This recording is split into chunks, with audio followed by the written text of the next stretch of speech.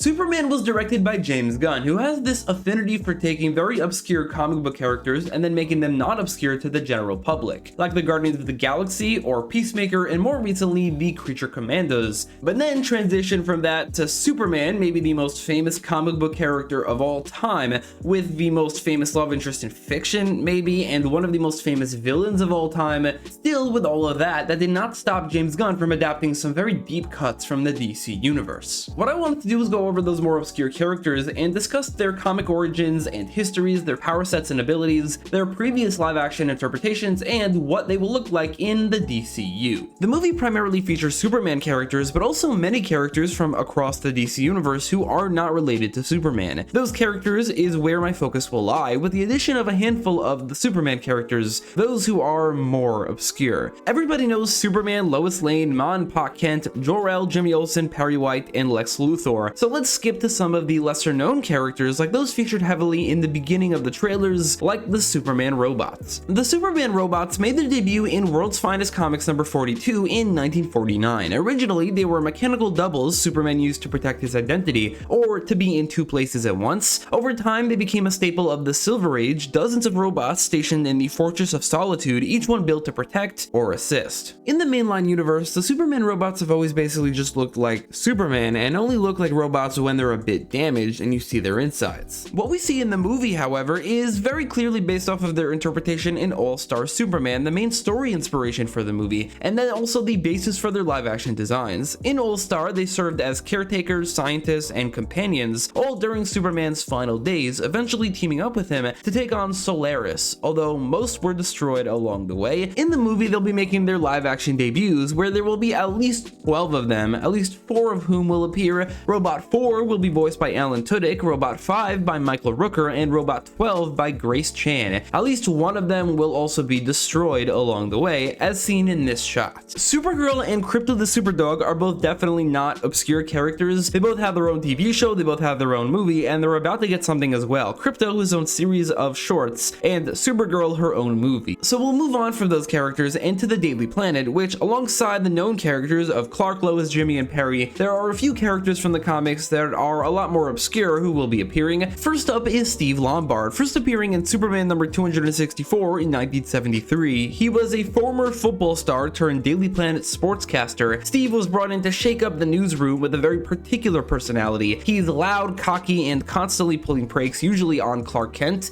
He's not malicious, just the kind of guy who thinks every room is a locker room and every moment's a chance for a joke. Kind of like another character appearing in this movie we'll get to later. In live action, he's only appeared once before, played by Michael Cassidy in Man of Steel, which was a very toned down version. He was not recognizable at all as the character. One look at his DCU version and you could at least see he's gonna look like the comic character, but I'm sure the personality will remain intact for him and Guy Gardner. Then is Cat Grant, who debuted in The Adventures of Superman number 424 in 1987 as a gossip columnist at the Daily Planet, and has a very similarly noticeable personality, similarly loud, but also very flirty, especially when it comes to Clark Kent, at least initially, leading them to even briefly dating. She also has a rather dark comic history. Shortly after she was introduced, it was revealed she was a single mom raising a son named Adam. Her son was then killed by the Toyman, marking a major tonal shift for her character, even though she reverted right back to her original phase years later. In live action, she was portrayed by Tracy Scoggins in Lois and Clark,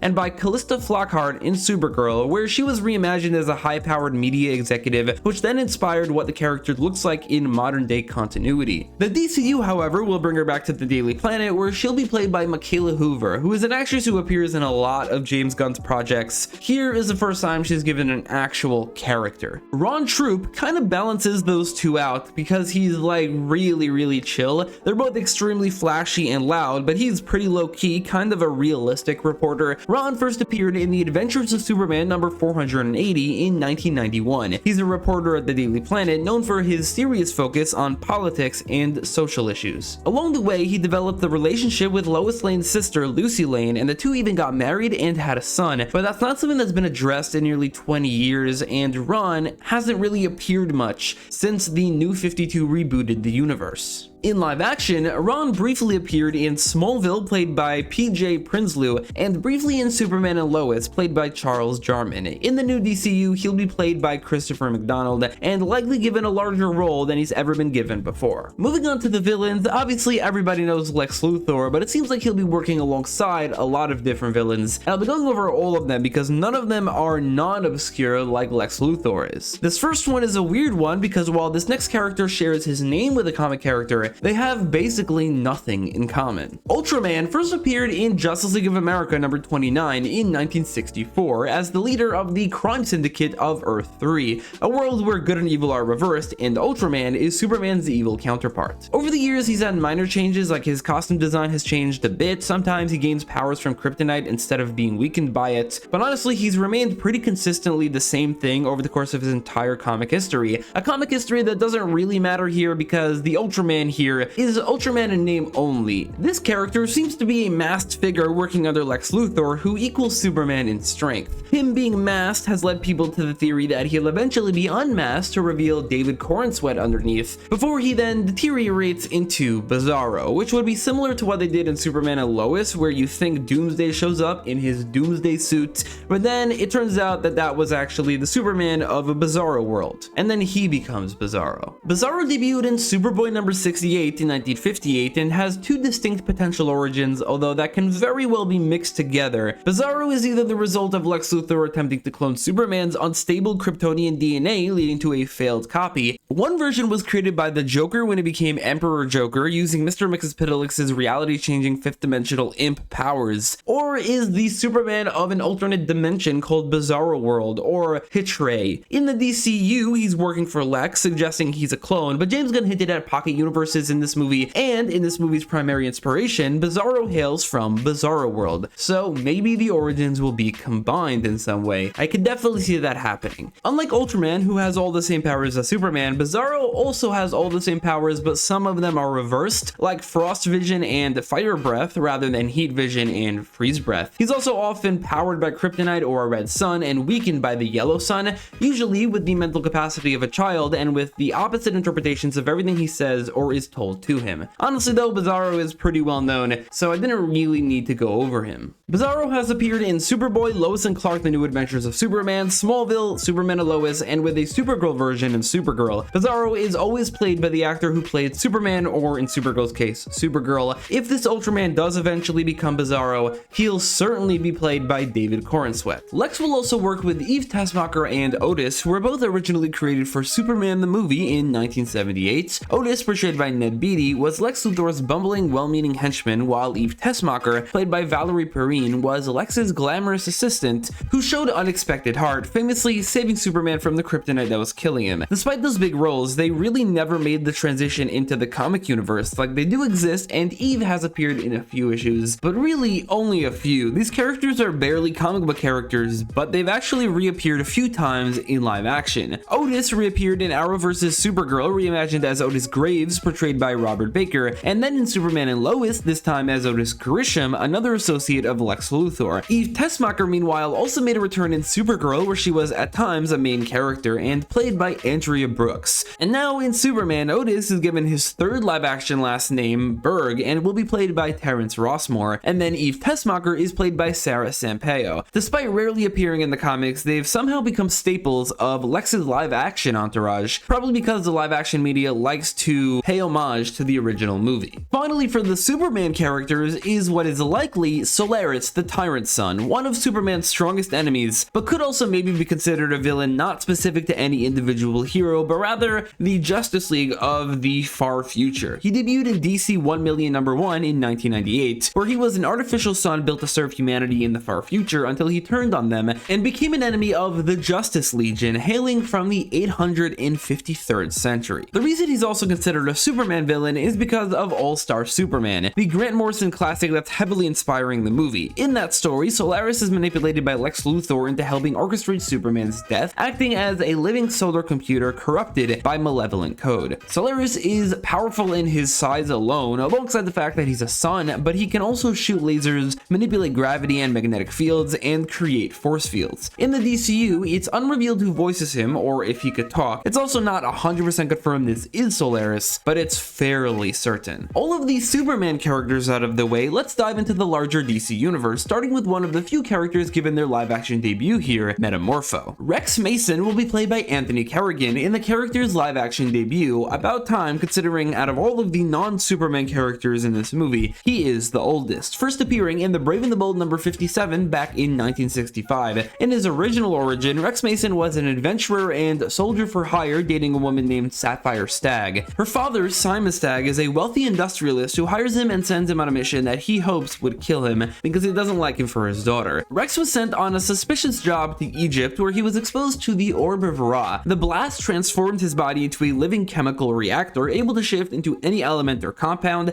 able to single out any part of his body into any element or compound. Metamorpho, now known as the Element Man, is extremely powerful. He could also be a perfect counter to Superman, able to turn himself into kryptonite, or even become intangible, which Superman can't really do much about. This immense power came at the cost of his appearance. His skin turned chalk white, purple or orange, and stone-like. His facial features warped. He could no longer really pass as human. In animated adaptations, and for a few years in the comics, his origin had been changed from that magical slash mythology-based origin into more of a science experiment one, and I think that's what will be true in the DCU as well. Despite his monstrous appearance and an origin story that sounds like it would be that of a supervillain, Rex became a hero, remained romantically involved with Sapphire for a while despite her father being his arch enemy, was an attempted very early recruit of the Justice League, which he himself declined, and eventually became known for his role as a founding member of the Outsiders and more recently the Terrifics, while also having been a member of the Justice League at some point. Meanwhile, while it hasn't been confirmed that Simon Stagg himself will appear, his company Stagg Industries definitely will, and that will probably connect to Metamorpho's appearance in this movie, an appearance that I'm looking forward to. It's a character I like and we've never seen him in live action before. Guy Gardner, the third human Green Lantern, will be played by Nathan Fillion, and he's certainly a very unique hero. Like Metamorpho, he comes off as a bit of a villain. Guy first appeared in Green Lantern number 69 back in 1968. Introduced as the What If Lantern, he was Evan Steward's other potential choice, but because Hal Jordan was physically closer, Guy lost out, a fact that went on to define his character. He's always second best, always fighting for recognition. Unfortunately, he also missed out on his second intended role as Hal's backup, as he fell into a coma before ever being fully activated for duty, and his role was replaced by Jon Stewart. It wasn't until 1986 where he finally became an actual character. He woke up, he was more volatile than ever, maybe even brain damaged, but he finally became a Green Lantern. Later origins added some backstory from beforehand, including an abusive father, a police officer, older brother he idolized, being a juvenile delinquent, his brother committing suicide after being revealed as a dirty cop, or an even newer origin involving a dead mother, an abusive brother. Guy becomes a cop whose actions then mistakenly killed 10 people but saved many more, and just all sorts of explanations for his rather prickly attitude,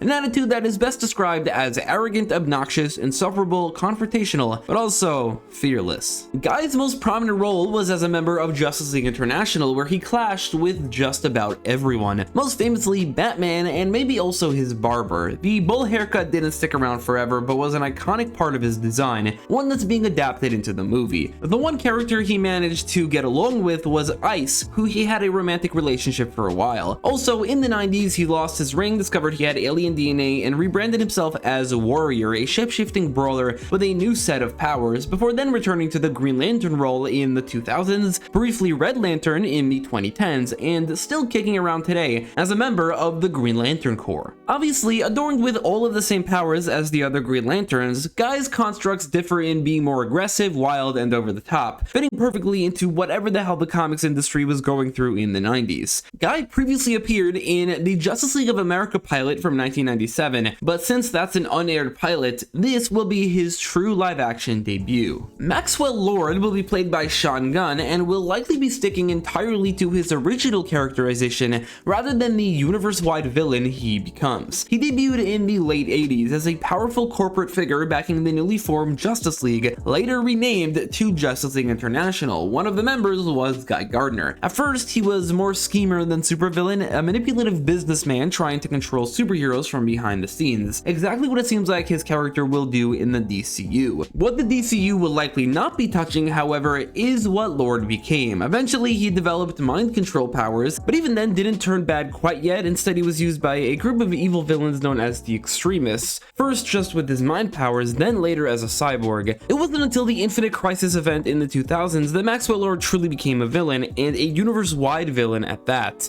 Becoming a prominent member of Checkmate, an organization that I think will exist in this universe, Maxwell Lord is responsible for the death of Ted Kord, and then was killed by Wonder Woman. Maxwell Lord has been seen before in live action in Smallville, Supergirl, and Wonder Woman 1984, played by Gil Bellows, Peter Fasolini, and Pedro Pascal respectively, but the DCU version will be vastly different. Again, more like his original characterization, and the casting of Sean Gunn does point to him never really leaving that characterization, as I cannot see Sean Gunn pulling that universe-wide villain off. Superman will be transitioning at least one character we know of directly from animation into live action, with Frank Grillo going from voicing to physically portraying Rick Flag Sr. The character is technically based on two different characters, Rick Flag Sr. and Rick Flag Jr., both of whom are kind of the same character in the comics as well. Originally, Rick Flag was simply Rick Flag, no senior and no junior, introduced in The Brave and the Bold number 25 in 1959. He was a pilot veteran of World War II whose entire squadron sacrificed themselves in the war effort. Flag was then later chosen to lead Task Force X before it was full of supervillains, as comics kept up with the years and got further and further away from World War II. This was retconned to have happened to his father, Rick Flag Sr., who was officially introduced as the retconned character in Secret Origins Volume 2 number 14 in 1987, and then made the original leader of Task Force X. In this second origin, Sr. died in World War II, leaving Jr., the contemporary Rick Flag, to grow up with Sr.'s friend. Flag then entered the military at 18, became a pilot, tried to become an astronaut, but instead led Task Force X, and then eventually also the supervillain-based Task Force X, the Suicide Squad. In a third origin, it was hinted that all of these memories are false and that Flag's real name is Anthony Miller, brainwashed by a General Wade Eiling. Eventually, however, Flag died in a foreign stronghold called Jotunheim, which was adapted into the Suicide Squad. Turns out he didn't die and was brought back, but the universe was rebooted shortly after he was brought back anyway. Then in his New 52 updated origin, Sr. was changed to being Jr.'s grandfather active in World War II, while the in-between Flag, unnamed, was a veteran of the Vietnam War. Jr. was the celebrated Navy SEAL who refused an order that would get his squadron killed. He was imprisoned for this, and his squad died anyway. Flag was then used by Waller as the leader of the Suicide Squad. I'm sure as the years go by, Sr. will then be his great-grandfather, and then great-great-grandfather. There will always be a present-day Rick Flag, but also one who was active during World War II. A very similar thing ended up happening in the DCU as well. Jr. was the first to appear, but we didn't know him as Jr. yet, just Rick Flag, before then being retconned into having a similarly characterized father known as Rick Flag Sr. Jr. was played by Joel Kinnaman in the DCU and the loose cannon projects The Suicide Squad and Peacemaker, events that were mentioned. In the DCU, Sr. is definitely more so an adaptation of simply Rick Flag, not Rick Flag Sr. He leads a group of supervillains who work for Waller against their will, and even wears Flag's signature yellow shirt. Either way, they are basically the same character anyway, just split into different generations. Previously, the character appeared in live action in Smallville, played by Ted Whittle. Up next is Michael Holt, aka Mr. Terrific, one of the three smartest people in the DC universe, alongside Lex Luthor and Bruce Wayne,